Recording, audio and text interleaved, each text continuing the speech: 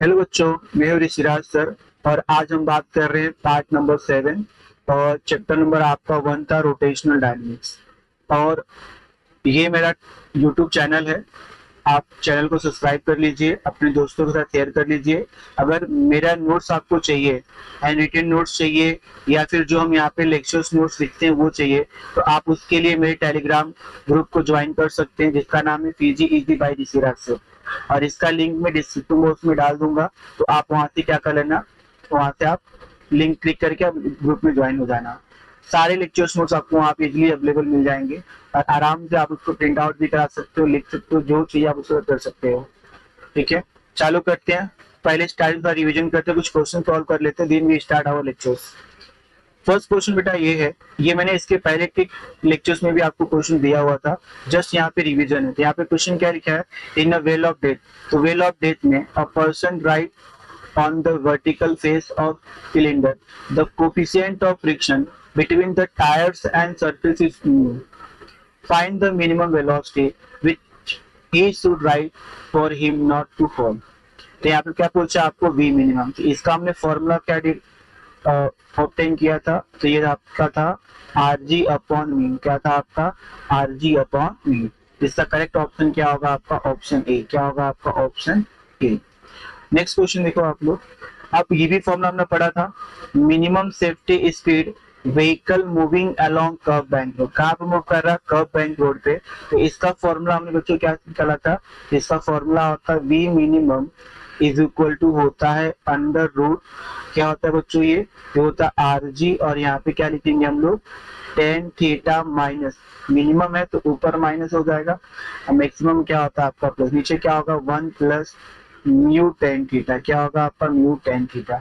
अब ऐसा जहां पे भी ऑप्शन दिएगा वो आपका आंसर होगा। तो चेक कर लेते हैं, यहाँ पे कॉस दिया था, ये आपका ऑप्शन नहीं होगा। यहाँ पे क्या दिया, माइनस और ये प्लस, इसका ऑप्शन क्या होगा आपका बी। यहाँ पे क्या दिया, ऊपर प्लस, ये नहीं होगा। यहाँ पे माइनस और यहाँ पे साइन थीटा दिया, तो भी आपका ऑप्शन नहीं होगा। इसका करेक्ट ऑप्शन क्या होगा आपका, बी होगा। नेक्स्ट क्वेश्चन देखो। अब यहाँ पे पूछा आपको मैक्सिमम सेफ्टी स्पीड क्या होगा। तो maximum safety speed of vehicle moving along curve bank road, maximum की बात कर रहा था। ऊपर पॉजिटिव हो जाएगा, नीचे क्या होगा आपका, निगेटिव हो जाएगा। तो ऊपर पॉजिटिव हो जाएगा, नीचे क्या होगा, निगेटिव हो जाएगा। और टेन का टेन रहेगा, यहाँ पे कॉस नहीं होगा, माइनस है तो नहीं होगा, साइन है तो नहीं होगा। तो इसका आंसर क्या होगा आपका, सी होगा। क्या होगा आंसर आपका, सी होगा। नेक्स्ट क्वेश्चन देखो। अब यहाँ पे क्वेश्चन क्या पूछा है कि period of conical pendulum is given as. तो क्या होगा, पीरियड ऑफ कोनिकल पेंडुलम था, तो इसका फॉर्मूला होता है T is equal to two pi under root क्या होता है, एल कॉस थीटा अपॉन क्या होता है, जी। क्या होता है, एल कॉस थीटा अपॉन क्या होता है, ये जी। ठीक है दोस्तों, ये लिख लेंगे ऐसे हम लोग। इसका करेक्ट ऑप्शन क्या होगा आपका, ऑप्शन ए। क्या हो जाएगा आपका, ऑप्शन नंबर ए। अब हम बात करते हैं यहाँ पे next question, velocity at lowest point. तो मैंने आपको बताया था आपको वर्टिकल सर्कुलर मोशन होता है, तो ये इसका अपर पोजीशन होगा, ये इसका लोअर पोजीशन होगा, ये क्या होगा, इसका मिडिल पोजीशन होगा। तो अपर का स्पीड क्या होता है, v is equal to under root R G. Middle क्या होता है, v is equal to under root three G R. ठीक है, या थ्री आर जी। और यहाँ पे क्या होता है, v is equal to under root five G R. क्या होता है आपका, फाइव जी आर। तो आपको कहाँ पूछा, लोवेस्ट का पूछा। कहाँ का पूछा, लोवेस्ट। तो ये आपका अपर मोस्ट होता है, ये आपका लोअर होता है, और ये आपका मिडवे पोजीशन होता है। क्या होता है बच्चों, मिडवे पोजीशन। तो इसका करेक्ट ऑप्शन क्या होगा, फाइव जी आर। क्या होगा आपका, फाइव जी आर। क्योंकि लोवेस्ट का पूछा है, तो लोवेस्ट कितना होता है बच्चों आपका, फाइव जी आर। कितना होता है आपका, फाइव जी आर। तो ये चीज आपको यहाँ पे ध्यान रखना है थोड़ा सा। अब देखो यहाँ पे बच्चों, नेक्स्ट क्वेश्चन आपका है वेलोसिटी अपर मोस्ट पोजीशन। कहाँ पूछा आपको, ऊपर का पूछा। तो ऊपर कितना होता है बच्चों आपका, आर जी बोलो या जी आर बोलो, बात तो की है। तो आंसर क्या होगा आपका, फर्स्ट आंसर क्या होगा, डी। आंसर क्या होगा आपका, D, D for Devsena. Next question देखो आपका, velocity middle position. Middle position पे वेलोसिटी क्या होगा, ये आपको फाइंड आउट करना है। तो मिडल कितना होता है, थ्री जी आर। कितना होता है, रूट थ्री जी आर। तो आंसर क्या होगा, ऑप्शन सी। ऑप्शन सी क्या होगा आपका आंसर होगा। नेक्स्ट क्वेश्चन देखो। अब यहाँ पे हम टॉपिक की बात करें, ये तो आपका जितना भी मैंने एमसीक्यू कराए, ये मेरे part one, part two, part three, part four, part five, part six के अंदर के एमसीक्यू थे, जो जस्ट मैंने रिवीजन के लिए था। अब हम क्या करेंगे, इस पूरे लेक्चर्स में हम बात करेंगे मोमेंट ऑफ इनर्शिया के ऊपर और उसकी कुछ डेरिवेशन के ऊपर। तो आप हमारे साथ बने रहिए और ये सबसे इजी वे में बताऊंगा मैं आप। और अगर आप नए हो तो चैनल को जरूर सब्सक्राइब कर लीजिएगा। और एक चीज, हाँ दोस्तों, अपने दोस्तों का शेयर करना ना भूलिए। अब हम बात करते हैं बच्चों यहाँ पे कि यहाँ पे क्वेश्चन दिया है, define moment of inertia and right unit and dimension. ये क्वेश्चन आपको 2 मार्क्स के लिए आता है बच्चों। कितने मार्क्स के लिए आता है आपको? 2 मार्क्स के लिए। अगर देखा है तो रिसेंटली क्वेश्चन आया भी था 2022 के पेपर में। इसके पहले भी बहुत सारे पेपर में आया था, लेकिन मैंने पूरा ईयर मेंशन नहीं किया है। जितना मुझे मिला मैंने वहां पे इसको मेंशन कर दिया। 2008 में आया था, 2018 में आया था, 2022 में आया था, और भी बहुत बार पेपर में ऑलरेडी आ चुका है। तो रिसेंटली कौन सा मार्च 2022 के पेपर में आया था। अब बच्चों ये मोमेंट ऑफ इनर्शिया होता क्या है? यहाँ पे क्या लिखोगे? Moment of inertia, moment of inertia, ठीक है। ये क्या होगा आपका यहाँ पे क्वेश्चन? देखो मोमेंट ऑफ इनर्शिया क्या होता है। जैसे इनर्शिया है आपके पास, देखिए आप बताया था ना आपके पास ये फैन होता है, इसमें जो ब्लेड्स होते हैं वो क्या होते हैं बेटा? फिक्स होते हैं। क्या होते हैं यहाँ पे? फिक्स होते हैं। ये डिस्क क्या करता है? रोटेट करता है। तो डिस्क के साथ में ये जो आपका ब्लेड है वो इनर्शिया पे, क्योंकि उसमें हम कोई मोशन नहीं रहते, उसको हम रोटेट नहीं करते हैं। वो क्या होता है? डिस्क के साथ रोटेट होता है। वो क्या होता है? फिक्स होता है। तो फिक्स होता है मतलब वो कहता है इनर्शिया पे है। तो इसमें क्या होता है? मोशन। तो यहाँ पे जब भी आपका मोमेंट ऑफ इनर्शिया होता है तो ये मान लो ये आपका एक्सिस ऑफ रोटेशन है, और इससे आपने किसी मास को यहाँ पे क्या कर दिया? टाई कर दिया, जिसका मास कितना m है और इसका डिस्टेंस कितना r है। तो मोमेंट ऑफ इनर्शिया को हम आई से रिप्रेजेंट करते हैं। किससे करते हैं? आई से करते हैं। तो दोस्तों आई इज इक्वल टू होता है आपका एम आर स्क्वायर। कितना होता है? M R square. ये फॉर्मूला आपको यहाँ पे याद रखना है। अब फॉर्मूले से क्या करेंगे? हम डिफाइन को बनाएंगे, ठीक है। तो यहाँ पे देखोगे तो ये आई क्या होगा आपका? यहाँ पे आप देखिए ये आपका आई क्या होता है? यहाँ पे आई क्या होगा आपका? MO I, moment of inertia होगा। एम क्या होगा आपका? Mass of object. क्या होगा आपका? Mass of object. क्या होगा आपका? मास ऑफ ऑब्जेक्ट होगा, ठीक है। और आर क्या होगा आपका? तो यहाँ पे बेटा आर आपका होगा परपेंडिकुलर डिस्टेंस। क्या होगा आपका? Perpendicular distance of particle of object. इसका ऑब्जेक्ट कहां से? From axis of rotation. Axis of rotation कहां से? From axis of rotation. क्या होगा? Axis of rotation. ये तो उसके बारे में बता दिया, लेकिन इसको डिफाइन कैसे करेंगे? तो moment of inertia is equal to क्या होगा? The product of mass of object and square distance. क्या होगा आपका? Square distance. इसको हम डिफाइन कैसे कर सकते हैं बच्चों? यहाँ पे हम लिख सकते हैं द प्रोडक्ट ऑफ, क्या लिख सकते हैं? The product of mass of object and square distance। क्या होगा? स्क्वायर डिस्टेंस ऑफ ऑब्जेक्ट कहां से? From axis of rotation. कहां से? Axis of rotation. कहां से? Axis of rotation. तो ये आपको बच्चा ध्यान रखना है। तो ये आपका क्या हो गया? डिफाइन। क्या हो गया आपका? ये डिफाइन। तो what is the moment of inertia? The moment of inertia is equal to the product of mass of object and square distance of object from axis of rotation. कहां से? From axis of rotation. तो अगर हम बात करिए तो पूरा define आपने लिखा, उसके बारे में लिखा। अब यहाँ पे यूनिट क्या होगा बच्चों? What is unit? तो ये कौन सा यूनिट आपका? SI unit. क्या देखेंगे हम यहाँ पे? SI unit. तो मास का कितना होता है? केजी होता है, तो केजी लिखा मैंने। आर क्या आपका? डिस्टेंस है, तो क्या होगा? मीटर होगा। अभी कैसा? स्क्वायर, तो यहाँ पे क्या लिखोगे? स्क्वायर। तो यूनिट क्या होगा? KG metre square. क्या होगा बच्चों? KG metre square. अगर मैं बात करूँ इसके डायमेंशन का, इसका डायमेंशन क्या होगा? इसका डायमेंशन हो जाएगा आपका, तो इसका डायमेंशन फॉर्मूला होता है मास का कितना होगा आपका? भाई लेंथ का, लेंथ कितना होगा आपका? L2। मास कितना होगा? M1। और T तो है ही नहीं, तो T क्या होगा बच्चा? 0। क्या होगा बच्चा? 0। तो एक चीज आपको याद रखना है बच्चों, ठीक है। ये चीज आपका रखना है। यूनिट क्या होगा, केजी मीटर स्क्वायर होगा, ठीक है। डायमेंशन क्या होगा, L2m1T0, क्या होगा L2m1T0।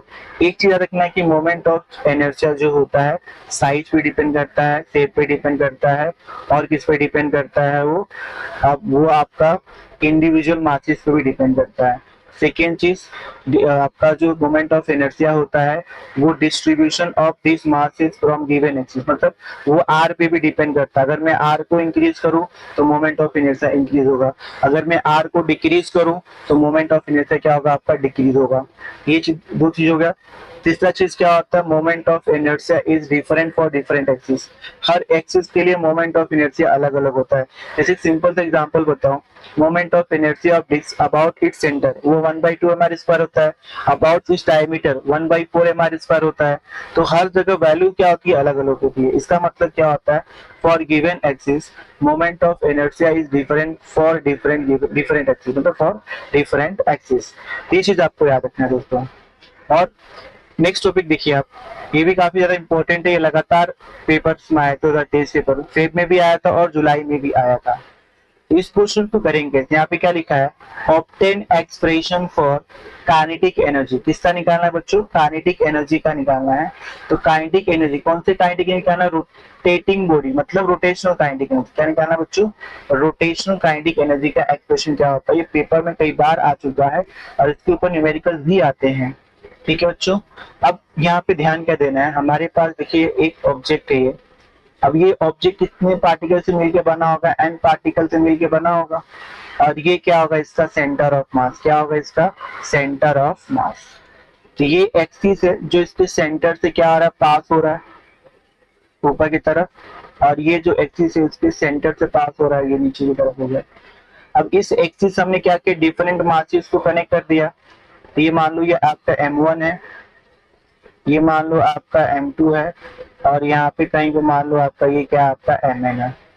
तो ये डिस्टेंस कितना होगा, आपका Rn होगा, ये डिस्टेंस कितना होगा, R1 होगा, और ये डिस्टेंस कितना होगा, आपका R2 होगा। तो ये n पार्टिकल है, तो यहाँ पे हमने R1 R2 और Rn लिया है, ठीक है। और ये क्या होगा, एक्सिस आपका ऐसे रोटेट करेगा, तो इसका एंगुलर स्पीड क्या है, आपका कांस्टेंट है, यूनिफॉर्म है। कांस्टेंट मतलब क्या होता है बेटा, यूनिफॉर्म होता है। अब ये बॉडी क्या हो रहा है, अपने एक्सिस के अराउंड क्या हो रहा है, रोटेट हो रहा है, और उसके अबाउट हम क्या कर रहे हैं, मोमेंट ऑफ इनर्शिया को कैलकुलेट कर रहे हैं। क्या कर रहे हैं, हम कैलकुलेट कर रहे हैं। तो सबसे पहले यहाँ पे क्या लिखेंगे दोस्तों, सबसे पहले लिखेंगे यहाँ पे कंसीडर। क्या लिखेंगे हम, कंसीडर। क्या लिखेंगे हम लोग, कंसीडर, ठीक है। क्या लिखे, अब यहाँ पे क्या रहा आपका फिगर है, तो क्या लिखोगे, figure show a body of body of n particle, body of n particle, body of n particle rotating about its own axis of rotation, on axis of rotation, axis of rotation, axis of rotation। क्या होगा आपका, axis of rotation, ठीक है बच्चों। Next point आप क्या लिखोगे इसके बारे में, लेट। अब यहाँ पे ओमेगा क्या होता है, ओमेगा आपका होता है यूनिफॉर्म, क्या होता है आपका यूनिफॉर्म एंगुलर, क्या होगा, यूनिफॉर्म एंगुलर स्पीड, क्या होगा, यूनिफॉर्म एंगुलर स्पीड। अब यहाँ पे देखोगे, यहाँ पे आपके पास क्या M1 है, M2 है और Mn है। तो ये M1 M2 Mn क्या होते हैं आपके, ये होते हैं आपके मासेस ऑफ पार्टिकल। क्या होता है बेटा आपका, masses of particle, masses of particle. क्या होता है बच्चों, ये मासेस ऑफ पार्टिकल। क्या होता है आपका, मासेस ऑफ पार्टिकल। अब यहाँ पे क्या होता है आपका, R1 होता है, R2 होता है, और क्या होता है, Rn होता है। तो ये क्या होगा आपका, ये होगा आपका रिस्पेक्टिव, क्या होगा, रिस्पेक्टिव परपेंडिकुलर डिस्टेंस। क्या होगा, रिस्पेक्टिव परपेंडिकुलर डिस्टेंस, ठीक है। तो ये क्या होगा, रिस्पेक्टिव परपेंडिकुलर डिस्टेंस कहाँ से होगा, फ्रॉम एक्सिस ऑफ रोटेशन, कहाँ से, एक्सिस ऑफ रोटेशन पे, यहाँ से होगा फ्रॉम एक्सिस ऑफ रोटेशन। इतना क्लियर बच्चों। एंड तो फिर हम क्या बता सकते हैं कि हमारे पास क्या होता है, V1 होता है, V2 होता है एंड V3 होता है। ये भी क्या होगा आपका कांस्टेंट कर देंगे, तो यहाँ पे V1 V2 यहाँ पे है, तो V1 V2 क्या होगा आपका रिस्पेक्टिव, क्या होगा आपका रिस्पेक्टिव, क्या होगा रिस्पेक्टिव लीनियर वेलोसिटी, क्या होगा रिस्पेक्टिव लीनियर वेलोसिटी। यहाँ पे क्या लिख देंगे, स्पीड, क्या लिख देंगे स्पीड, रिस्पेक्टिव लीनियर स्पीड, क्या होगा आपका ये रिस्पेक्टिव लीनियर स्पीड। ये आपका V1 V2 V3 ये क्या होगा चेंज होते रहेगा। तो यहाँ पे ओमेगा क्या होगा कांस्टेंट होगा, M1 M2 क्या होगा मासेस ऑफ पार्टिकल होगा, R1 R2 Rn क्या होगा respective perpendicular distance from axis of rotation होगा, V1 V2 V3 क्या होगा रिस्पेक्टिव लीनियर स्पीड होगा, क्या होगा आपका रिस्पेक्टिव लीनियर स्पीड होगा। अब यहाँ पे ध्यान क्या दोगे, अब यहाँ पे लिखना क्या आपको नेक्स्ट पार्ट में, तो यहाँ पे देखिए ध्यान दीजिए आप। तो सबसे पहले क्या निकालेंगे, translational kinetic energy for first particle, क्या कैलकुलेट करेंगे। तो या पहले V को करें, V1 कितना होगा आपका, तो V1 का फॉर्मूला आपका होगा R1 ओमेगा, क्योंकि V इज इक्वल टू क्या होता है R ओमेगा, क्या होता है R ओमेगा। तो सबसे पहले हम V1 को चेंज करें, क्योंकि as particle perform uniform circular motion या सर्कुलर मोशन परफॉर्म कर रहा है, तो यहाँ पे क्या लिखेंगे V1 R1 ओमेगा हो जाएगा, V2 क्या होगा आपका R2 ओमेगा हो जाएगा, V3 क्या होगा आपका Rn ओमेगा हो जाएगा। देखिए आपको ओमेगा क्या होता है कांस्टेंट, ओमेगा क्या होता है यहाँ पे आपका कांस्टेंट होता है। अब यहाँ पे देखो सबसे पहले निकालोगे ट्रांसलेशनल काइनेटिक एनर्जी, कितना होगा आपका ये ट्रांसलेशनल काइनेटिक एनर्जी। तो ट्रांसलेशनल काइनेटिक एनर्जी क्या होता है, तो translational kinetic energy of first particle, किसका करेंगे फर्स्ट पार्टिकल, किसका करेंगे हम लोग फर्स्ट पार्टिकल, ठीक है। तो कितना होगा ये, तो translational kinetic energy of first particle equal to हो जाएगा 1/2 m1 v1 का स्क्वायर हो जाएगा, क्या होगा बेटा m1 v1 का स्क्वायर हो जाएगा। तो यहाँ पे हम v1 को चेंज कर देंगे, तो v1 कितना दिया R1 ओमेगा, कितना दिया आपको R1 ओमेगा, ये कितना हो जाएगा आपका, तो ये आपका हो जाएगा 1/2 m1, ये कितना होगा R1 ओमेगा, R1 ओमेगा कितना होगा ये R1 ओमेगा। तो यहाँ पहले से क्या कर देखो यहाँ पे कितना होगा R1 ओमेगा, कितना होगा ये R1 ओमेगा। तो यहाँ पे क्या होगा R1 का स्क्वायर ओमेगा का स्क्वायर, क्यों, क्योंकि V1 का स्क्वायर है ना, तो V1 कितना है R1 ओमेगा, यहाँ पे रखेंगे कितना होगा उसका भी स्क्वायर हो जाएगा, क्या होगा उसका भी आपका स्क्वायर हो जाएगा। ऐसे क्या करेंगे हम निकालेंगे translational kinetic energy of second particle, किसका निकालेंगे सेकेंड पार्टिकल, इसका निकालेंगे हम सेकेंड पार्टिकल। तो सेकेंड पार्टिकल क्या होगा आपको वही kinetic energy 2 is equal to क्या होगा हाफ m2 v2 का स्क्वायर। अब m2 का स्क्वायर तो m2 रहने वाला है नो डाउट, तो क्या होगा m2 v2 क्या होगा R2 स्क्वायर ओमेगा 2 स्क्वायर, क्या होगा सॉरी R2 स्क्वायर और ओमेगा स्क्वायर, क्या होगा आपका ओमेगा स्क्वायर, क्योंकि ओमेगा तो आपका कांस्टेंट है तो उसको नंबरिंग करने की जरूरत नहीं है। अब ये दो हो गया, ऐसे क्या करेंगे हम nth पार्टिकल का निकालेंगे, ये क्या होगा आपका ट्रांसलेशनल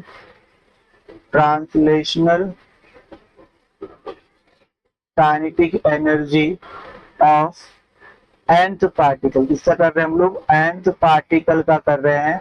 तो nth पार्टिकल का एनर्जी कितना होगा बच्चों, तो कितना होगा kinetic energy of nth particle is equal to 1/2 nth particle का मास इनटू nth पार्टिकल का वेलोसिटी का स्क्वायर, क्या होगा वेलोसिटी का स्क्वायर स्पीड का स्क्वायर।